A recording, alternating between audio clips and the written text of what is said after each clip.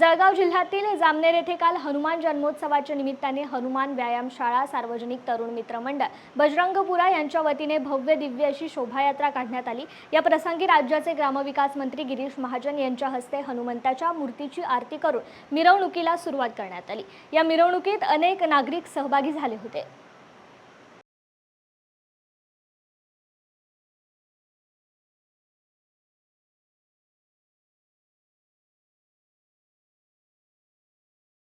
आज महाबली हनुमान यांची जयंती आपण साजरी करत आहोत। सर्व तरुणाई विशेष करून सर्व तरुण हे रस्त्यावर जल्लोष करत आहेत, बजरंगबलीची पूजा करत आहेत, अर्चना करत आहेत।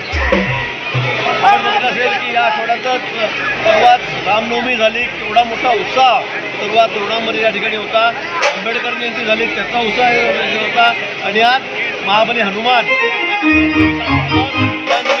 सगळ्यांना मनापासून मी खूप खूप शुभेच्छा देतो आणि तसे शांततेमध्ये सगळ्या मिरवणुका आपल्याला पार पाडायच्या आहेत असं आवाहन करतो।